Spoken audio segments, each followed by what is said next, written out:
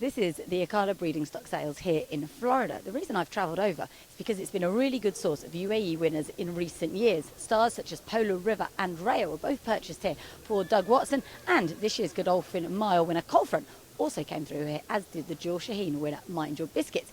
Dubai bidders have already been pretty busy. I'm going to chat to a few of them and find out what it is that they're looking for here. With more than 1,200 horses catalogued, OBS April is the largest two-year-old in training sale in the States and attracts an impressive number of top trainers and agents to sunny Florida. The breeze up takes 6 days, with horses either going 1 or 2 furlongs on a polytrack surface. Unlike in other parts of the world, time is everything, and the two-year-olds have been prepped to go as fast as they can, as consignor and rider Susan Montagna explains. So obviously this is like our derby, and I get on, besides my own, I do breeds for other consigners. So it's a big moment, it's a big day. You know, these trainers, including myself, put a lot of time in getting these horses to this point, and you know, it all comes down to getting them set up at the right time and getting these horses to perform and show at their best ability. And you've been involved with some of the greats down the years, I hear. American Pharaoh, Mind Your Biscuits, who we know well. You've got quite the history. Yeah, so I actually broke and trained Mind Your Biscuits. I had the opportunity to sit on American Pharaoh at the farm. So I've had an opportunity to sit on a lot of really nice horses. And do you know when you're in the breeze, do you know in your head how fast you've gone? You know, most of the time, yeah, you can tell if a horse is really firing and really running. Sometimes a horse that's got a bigger stride can be deceiving.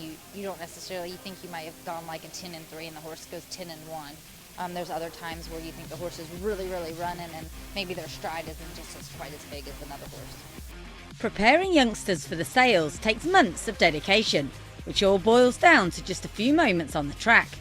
It's a process which requires plenty of patience, as Julio Rada, who broke in the tricky Golden Shaheen winner XY Jet, explains. We have been very lucky to have several horses going to Dubai every year, like Gonavera and XY Jet. This year we won the Golden Shaheen with XY Jet and ran third with Gonavera. I couldn't describe how good it was to win that Golden Shaheen race this year with XY Jet. You know, to win a race is hard, and to win a Grade 1 race, it's even harder. And hopefully, you know, the next coming years we're gonna have more success over there. As you can see, you know, there are plenty of horses here. We got around 1,200 horses going through the ring, but you know, it is a lot of hard work. Once you get the horses here, they breeze. The people are looking for them. They see the gallop out, then vet reports. Then they come to the barn, you know, all the vet work, like scoping them and looking at the x-rays and all of that. So it is a lot of work, it is tough, but at the end of the day, you know, it's rewarding. As Julio mentioned, the vets play a crucial role at the sales. Dr. Jeffrey Burke, who has also worked at sales in the UK, tells us some more.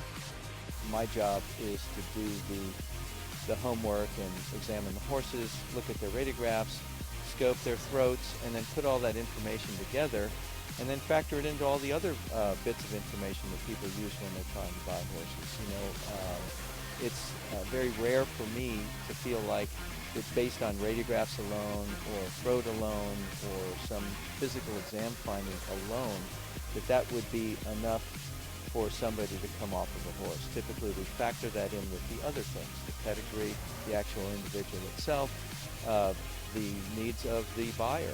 Some people are buying to race, other people are buying to resell. Some people can afford to give the horse a lot of time, other people would prefer to go right on with the horse, and so it's really just gathering a lot of information and then trying to make the best decision for that particular client.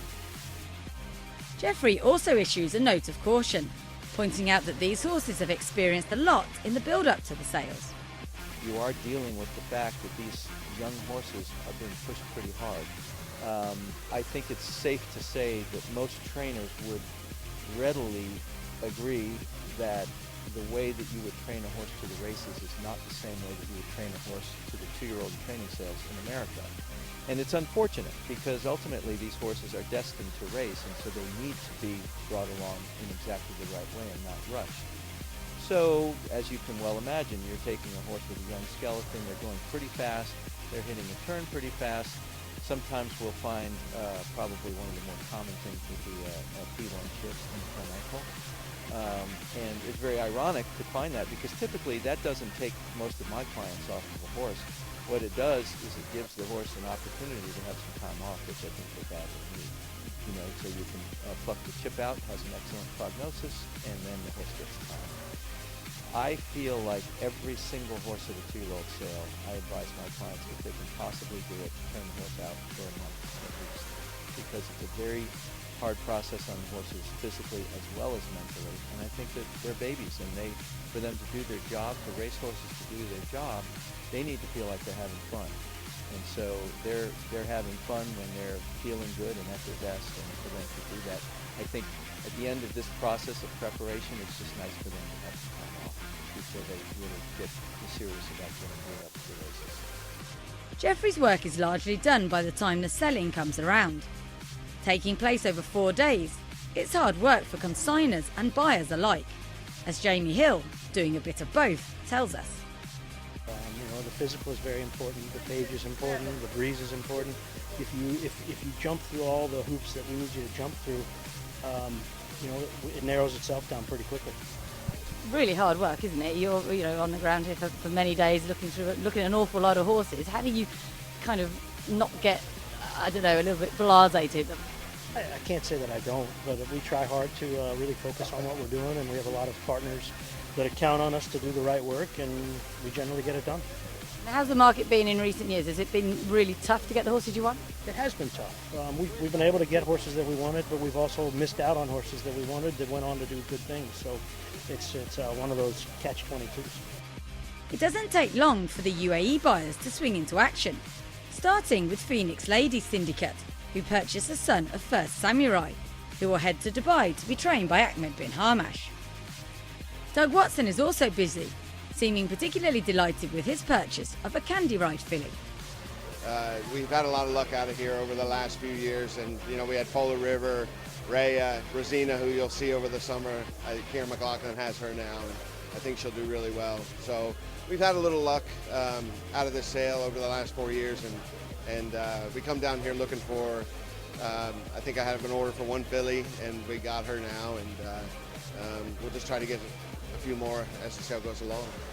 What did you like about her? Was it the breeze? Was it how she looked at the walking? The breeze was nice. It wasn't over fast. It was just, you know, when they come out at you and you first look at her. First she passed the people that I use here, Oracle Bloodstock. They had the Derby winner. We've had the Oaks winner and Rhea with her, and Rosina was third in the Oaks this year. So they do a fantastic job. They go through, they slow motion the works. I don't have to do anything. I just have to like the horse when they bring it out. They look and spend a lot of time on confirmation. She had passed all the tests before I got here, as far as the breeze show and then the confirmation.